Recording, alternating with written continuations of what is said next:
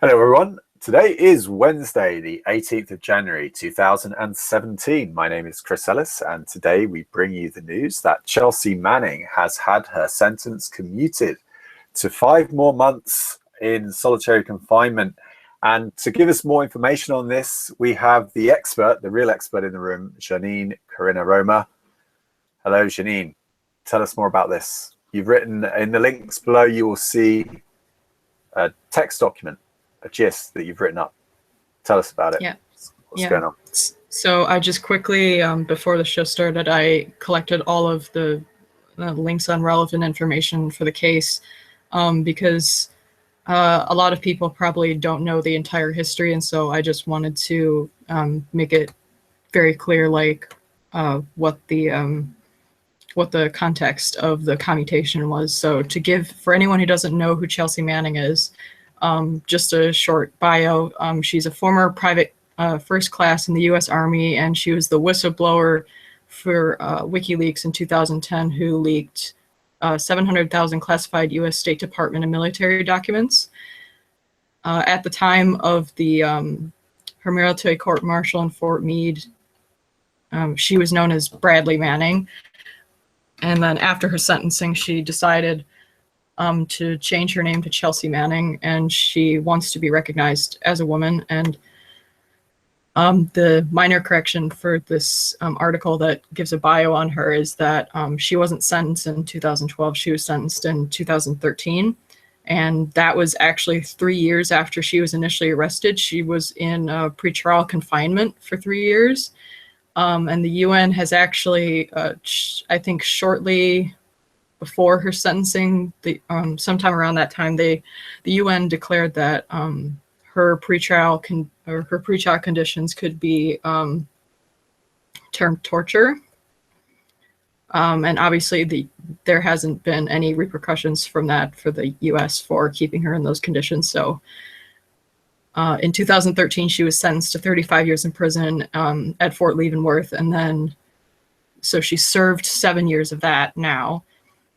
And now with the commutation, she's going to be released on May 17th of this year. So she won't be serving the 35 years. So what is the difference between a commuted sentence or commutation and a pardon? So a pardon, more people are familiar with that. A pardon is a power that the president has. It's called executive clemency. Pardon falls under executive clemency. And a pardon is when not only is the crime forgiven, but the sentence is commuted, which means that it's shortened or taken away completely, or if it's not a sentence in terms of number of years in prison, then it's at least a lesser sentence than before.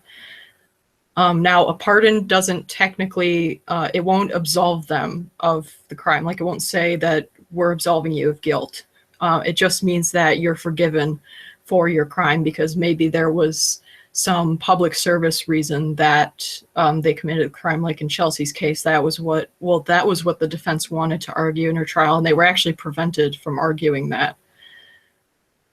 So she got a commutation, which just means that her sentence was shortened, which means that the Obama administration hasn't actually forgiven her for it for any reason. It just means that her sentence was shortened and she doesn't have to serve the full time because the petition that was launched a few months ago asked for her prison time to be changed to time served, which means that she doesn't have to serve the remainder of her sentence. Because the Obama, apparently the reason, they haven't issued a statement on it, but the Obama administration supposedly thinks that she's suffered enough.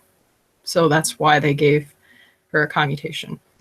And it's definitely politically safer to commute her sentence than to pardon her, right?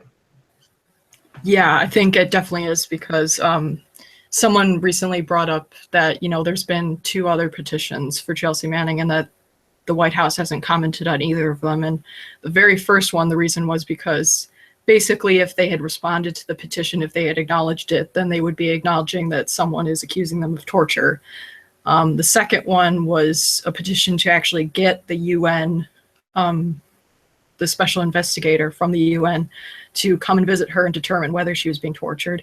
That was also not responded to, and the Obama administration around then, they said, oh, we're not really going to comment on something that's in the military court jurisdiction, which, you know, that's an interesting way to comment, because there's nothing preventing them from commenting on the case. It was just that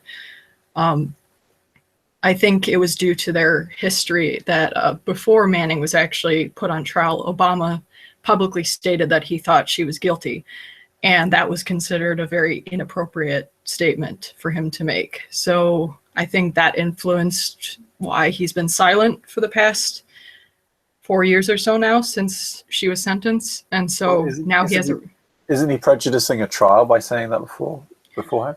Yeah, that's why appropriate. I don't know if there's, like, he was never punished for it. I don't know if he could have been prosecuted for doing that. He never was.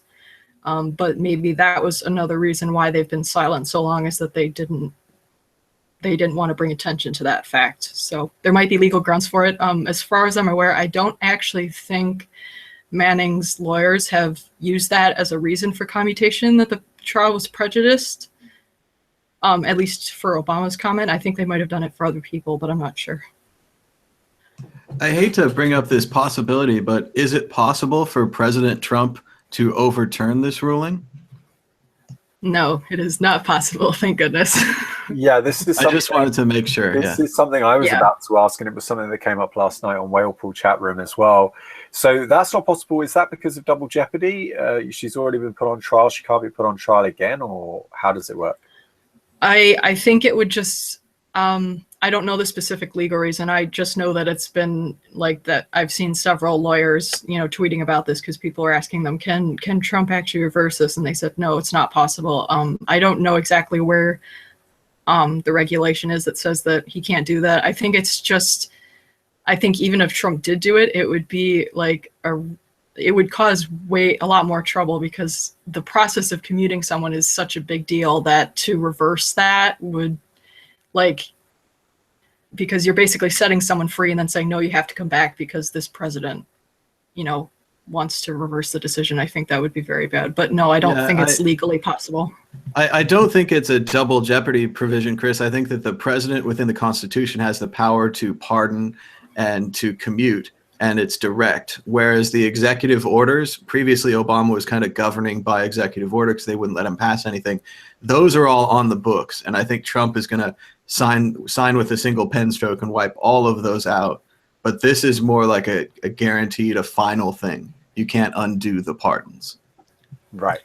Yeah, I wouldn't be surprised if it was for a double jeopardy reason, because, I mean, effectively, if you did reverse it, what they would be doing is saying you've been sentenced, but then this other person is going to give you a different sentence. So I wouldn't be surprised if it was a double jeopardy reason, but There's also probably a political give and take. If we were in the Constitutional Convention arguing about this, if one political party pardoned all of their people and then the next group came in and undid all the pardons, what's the point of the pardoning power? It becomes pointless. Yeah. Okay, so what are the other aggravating features around this case then? What else is there to say about this? He's got to wait 5 months. She's got to wait 5 months. Yeah. Well, she doesn't have to. I mean, that was because apparently a lot of people that are pardoned or given clemency, their sentence is usually commuted immediately, but I'm assuming it has something to do with the fact that, you know, it is still a military jurisdiction case. And so they, you know, maybe for intelligence reasons, they have to have like a 5-year waiting period, or not 5 year, 5 months. And actually it's not 5 months, it's 4 months, because her release is exactly 4 months from the day she was given the commutation. I'm not going to get into Assange yet. The only other thing I wanted, if you could go to the statement from Adrien Lamo. Probably if you don't know who Chelsea Manning is, you probably don't know is either. He was actually the person who was responsible for Manning being caught in the first place. He was he was someone that Manning was talking to online while she was in the process of, I don't think they started talking while she was gathering the documents to leak. I think it was after she had already done it. But basically, he was supposed to be someone that she was confiding in about, you know, her fears and insecurities about doing this, and also about, you know, she was explaining to him, you know, that it was supposed to be a public service because she, you know, she thought she was witnessing war crimes, which was justifiably, you know, the case, because the biggest leak that she did was the collateral murder video, where you saw not only 2 journalists, but a bunch of other people, including 2 children, got injured. So she thought she was witnessing war crimes, and so she was confiding in these feelings to Adrien Lamo, and Adrien Lamo decided to out her. And I don't think he's been prosecuted. I think he was a black hat. I don't know his history that well, but I think he was a black hat hacker in the past, and he's been prosecuted for that kind of stuff. And I think when he agreed to out Manning, you know, it was. He said in his statement that he feels like he's on the same level as Manning. That, you know, he learned from his mistakes, so why shouldn't Manning? And it's like they're not the same thing. Like he was doing it for different reasons. He was never leaking, you know, documents that was proving a country was committing war crimes and injuring civilians. Which, you know, so I don't know where he gets the gall to compare himself to Manning. But the thing that sticks out to me most about his statement is that he doesn't apologize. He thinks he's still done the right thing. And, you know, he's not very well liked by this community. He's never been very well liked, and especially not now. Okay. So we do have a question in the chat about Assange. Do you want to go there, or do you want to leave that for another show? What's the question? Well, just about the rumors, really. With let's have a look here. We've got Glenn Cook says, "Is this a trade for Assange extradition?" I don't. I mean, because the thing is, you know, a tweet isn't legally binding. It doesn't mean anything. So if the Obama administration was in a position where they're like, I don't know if we should commute Manning, and then they see this tweet from WikiLeaks, and they're like, oh, we might, you know, we're going to get Assange. It's like, that's very naive of them if they think that, you know, that's going to be a surefire way to get him. So I don't think it was a direct exchange. I mean, they might have done it, like maybe they just want WikiLeaks to look bad or something, but I don't think it was a transfer. That also seems like it's attempting to weaken the Obama administration's philosophical reasons for doing what they did here. They had already announced previously that they were considering this possibility. It was already rumbling around when Assange made his statement about extradition. I think he was just hopping on an existing news story that was already going where it's going. I think the public had enough of this. We've heard the stories of solitary confinement, the suicide attempts, obviously the transgender, whatever it is happened. I mean, this has been a long, drawn-out case, and I think the public wanted clemency. They wanted this to be let go, at least a percentage of the public. Well, what I can gather, like from what I know of how WikiLeaks handles these type of things, I think that the reason that they made that tweet about Assange saying like he's willing to be extradited or he's willing to go to prison, I think they did that partially as a reason to gain support. Maybe they felt that there wasn't enough support for Manning getting a pardon or sentence commutation, so maybe they just did it as an attention grabber, like, hey, look over here, you know, if you support her, then, you know, maybe if you, I don't know, if you have something against Assange and you want to see him, I don't know why. I think they just did it as a way to bring attention to the case, because obviously if someone like Assange is saying, yeah, I'm willing to go to prison, a lot of people are going to share that. And so it might have just been a way to spread the word. And again, I'm just double checking this on Google News.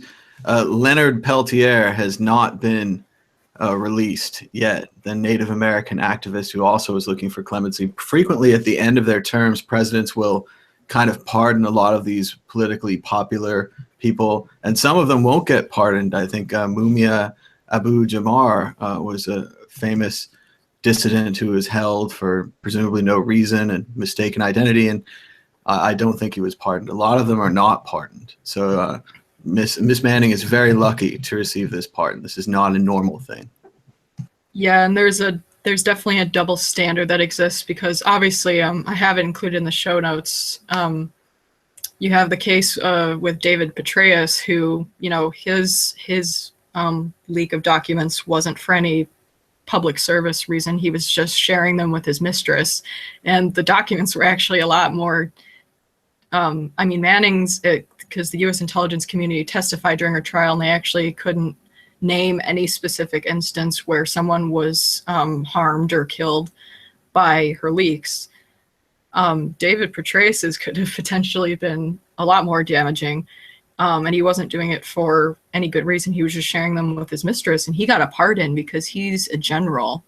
So basically the standard is if you're a general, you get a pardon, but if you're a private or you're an activist or something, you're lucky to get a commutation.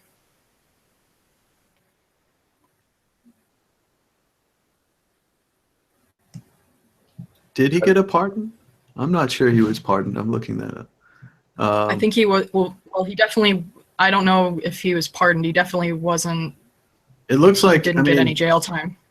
Generally, what I'm looking at is that he was considered, and I believe made Secretary of Defense despite the leaking of the documents. I think everyone expected the pardon, and they're maybe still looking for one. He kept his security clearance. I know that much. Yeah, I think it was a silent pardon. It wasn't an official one, but it was like a slap on the wrist type thing. Yeah. So, okay, is that it? Is that have we covered every angle?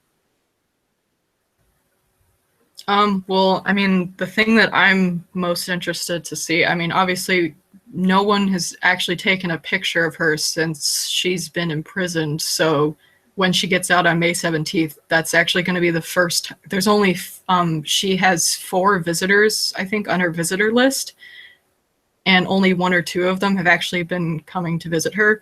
So there's, outside of the people that work at Fort Leavenworth, there's only, you know, like less than a handful of people who have actually seen what she looks like in the past few years. So when she gets out, that's going to be the first time that almost everyone is going to know what she looks like. And she's been getting treatments, obviously, for her, the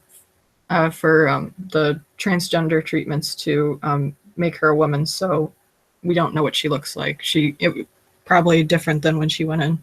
And do we know how she found out? Because presumably we learned before she did, right? Oh yeah.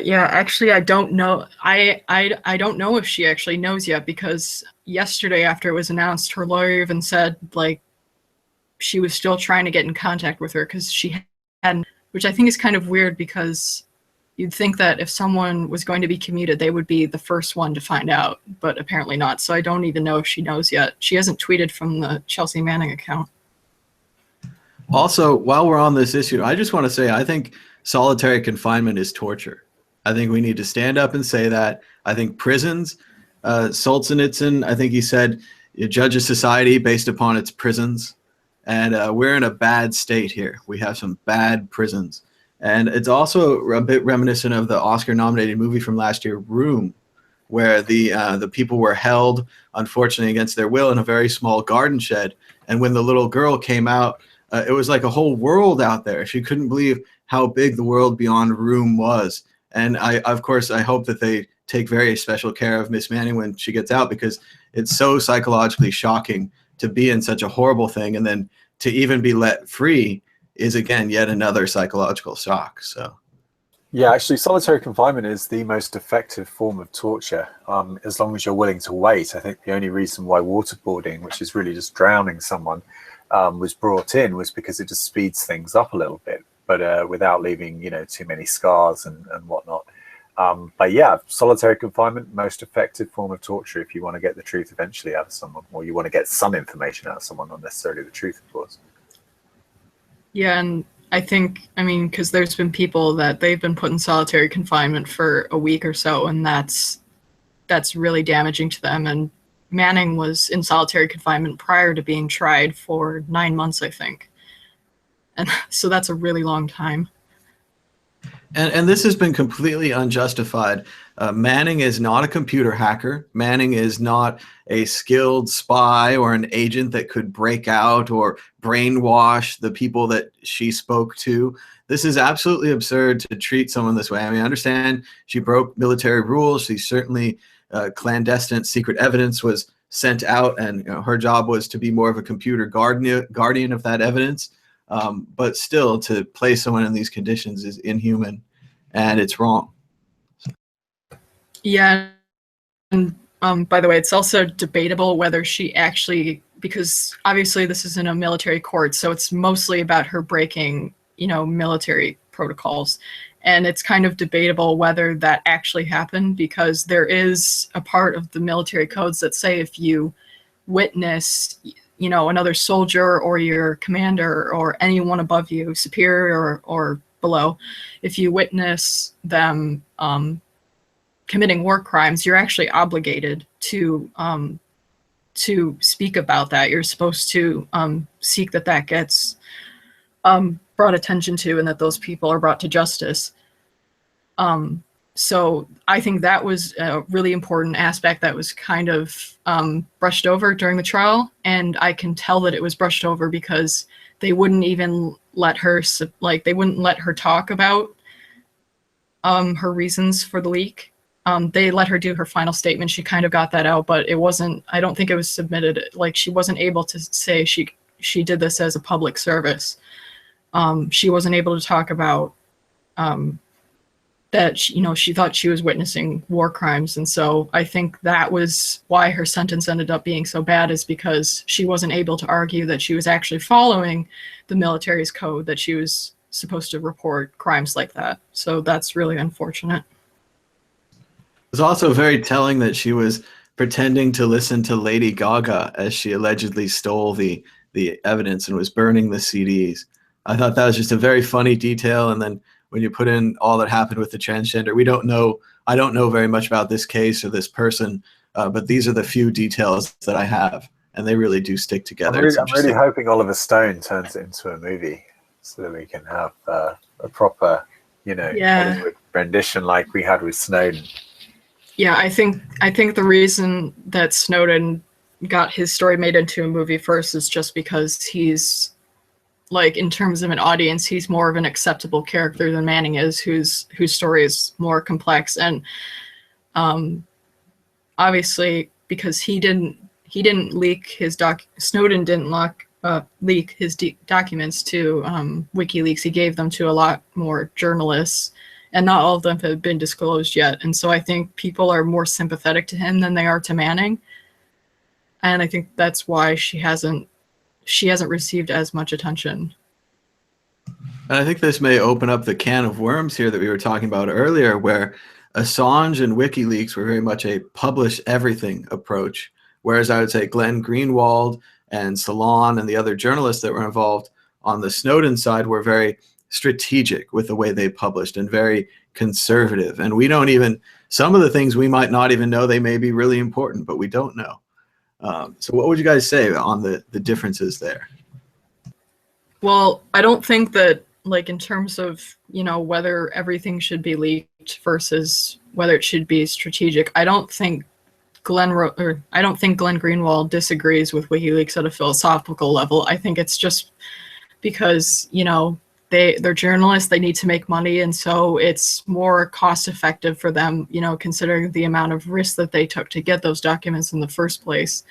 It's probably just better for them financially to slowly release them over several years. And for the most part, the attention of the public, if you want them to pay attention, you have to leak slowly. If you leak it on Friday, if you leak in a big dump, they just ignore it. There is a bit of strategy to it, but I agree it has been a long time.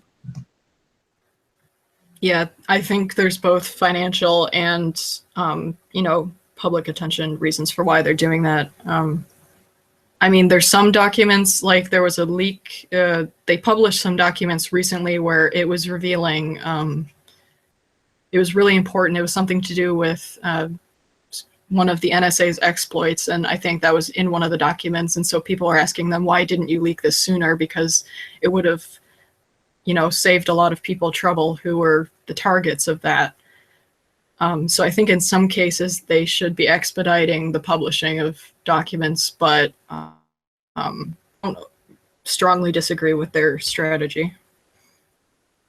And just as we sit right now, we've seen so many leaks and so many different types of leaks. We used to see more business-related leaks, something about a product or a new product or a dangerous product. Now with the Manning leaks, we saw all of the internal cables of the US government, a lot of diplomacy, a lot of that idea was leaked. With the Sony hack, we had a lot of internal corporate communications, Hollywood business was leaked. And then with Snowden, we saw the NSA and the fact that they really are spying on us leaked. So it'll be interesting to see what leaks in the Trump administration. It looks like we're joined by Julian Smith and Will Pangman from the Miami Bitcoin Conference. How you guys doing out there in Miami? Guys need to unmute yourselves. And they probably need headphones. They probably can't hear us. I think they've done well. That's a good picture. In full HD. But we can't hear you. You're muted. Yeah, sorry about that. I actually had two tabs in. I've got that problem that a lot of developers have. I think it's called being a tabaholic. So I had sort of a sound loop of more than one live stream coming back. We'll had to zip away because it's with Paul. But nice to join you guys from the North American Bitcoin Conference.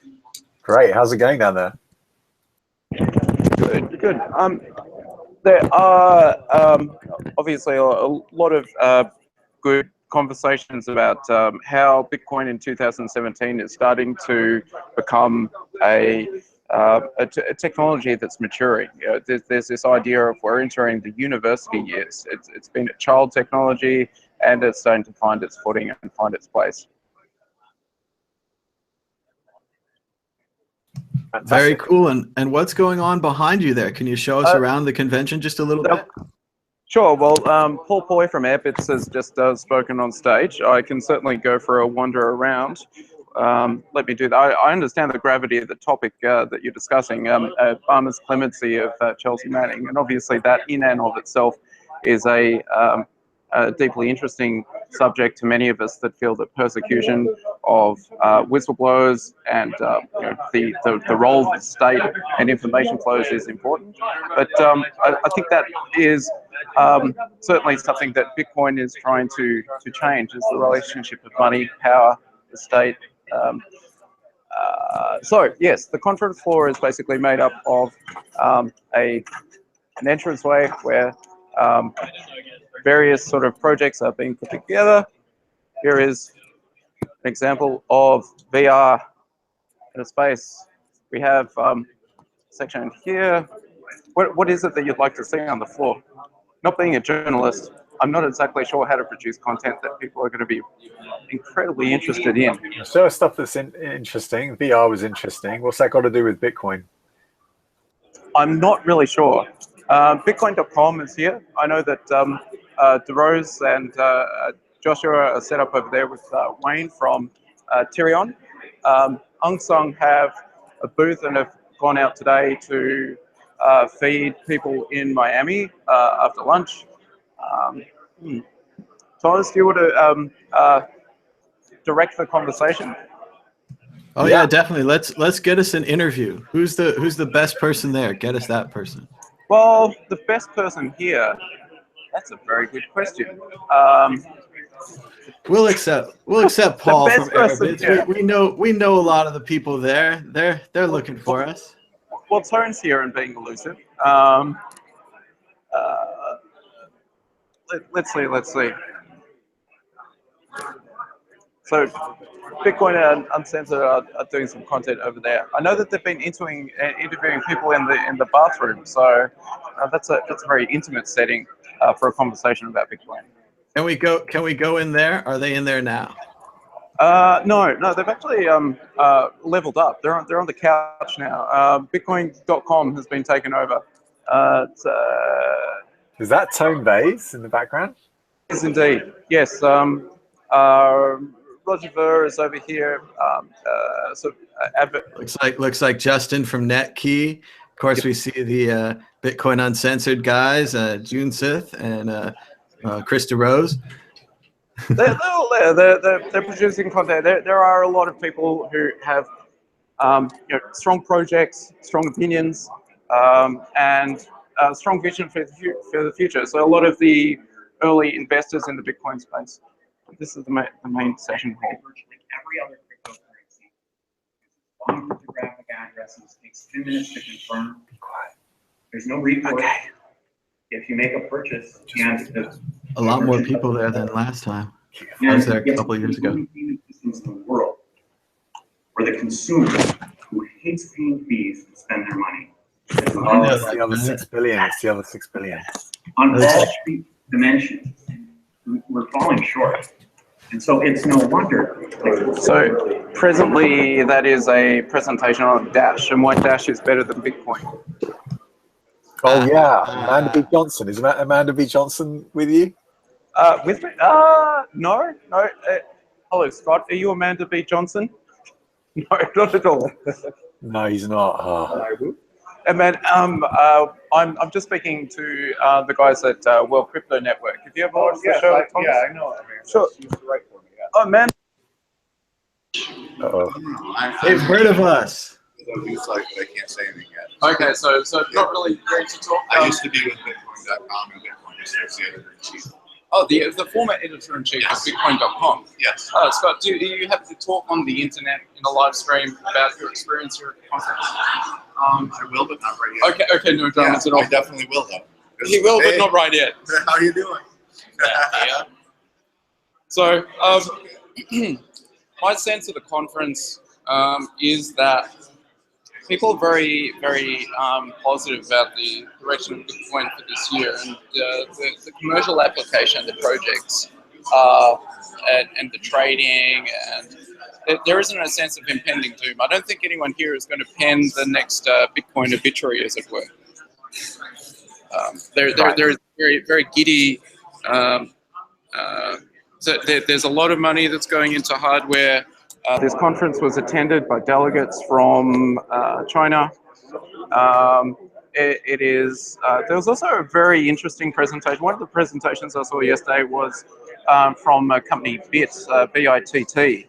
They actually worked with their regulators in Caribbean islands to create essentially a digital money, a blockchain that is being used for trade. So, my own project is to create the blockchain of global freight, and the islands need to trade goods in and out quite a lot.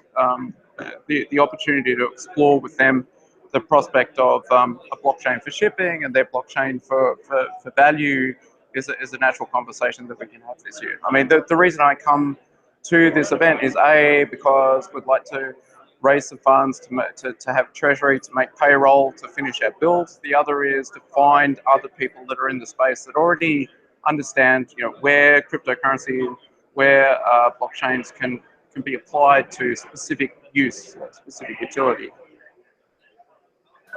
Great, fantastic. Well, look, thanks a lot for bringing that. So we should do a dedicated show, I think, Tom, on if we have the bandwidth for it later on. Yeah, the Wi-Fi here seems to be pretty good. So, I mean, if you want to do something more structured, just message me on the Slack. And my feeling that Chelsea Manning has been persecuted as a political prisoner, essentially a prisoner of conscience. The fact that someone in the military felt that the military's own behavior was so atrocious, so abominable, that the only way to address it was to communicate that information out, to share it, to say the whole world is watching and bring the eyes and attention on it, is an admirable act. I think it's appalling that the state goes and makes an example of someone and essentially has them for years in solitary confinement. I mean, this is the pattern behavior of the state. It's what they did to Charlie Shrem. It's what they've done to Chelsea Manning. Julian Assange is maybe paranoid, but with good cause. as being someone that's engaged in the free flow of information. And the fact that Obama should choose to exercise his political clemency or veto to commute the sentence is a very positive outcome. It's you know, it should have happened a lot sooner. It should never have happened in the first place that a whistleblower was jailed. But I'm glad that someone who was previously incarcerated is released. There still remains far too many political prisoners, Ross Ulbricht being one of them. And yeah, that's my general opinion on the matter. Fantastic. Thank you very much for bringing us that report. So, Janine, we can leave Miami now. We're just going to bring up the donation page where you can help support the cause. Any final words? Yes. So just to tie in Bitcoin again, you are actually able to donate to help Chelsea Manning. Now, obviously, this won't be for her public defense anymore, but I think the Courage Foundation is planning to help her afterwards when she's getting used to civilian life again. So you are able to donate to them in Bitcoin and other methods if you want to, but Bitcoin is the best because it's uncensored. So feel free to do that. It's also linked in the description if you need to find the address. Great. And it works as pro tip as well. Look at that. It's highlighted in pro tip. Nice. I just wanted to say in closing, kudos to the Obama administration for taking this risk and for commuting her sentence. It's a great thing to see, and maybe one of the last great things we'll see before the new administration takes over. Fantastic. Can't wait to see that new administration either. That's going to be a lot of interesting fun. And I will even be there, I'm proud to announce, I will even be there for not the inauguration, but I will be in the USSA after the dear leader, is taken over. And I'll be able to witness it firsthand for myself. So yeah, I'm looking forward to that. So guys, thank you so much for joining us today, and you can follow us at World Crypto Net on Twitter. Thank you to Julian Smith for coming at us from the Miami conference. Thank you to Thomas Hunt, and of course Janine Römer for bringing us all the great update and information. She's the expert when it comes to people like you know, Julian Assange and Bradley Manning and Chelsea Manning and Edward Snowden. So thank you very much, Janine, and guys, we will catch you next time. Bye bye.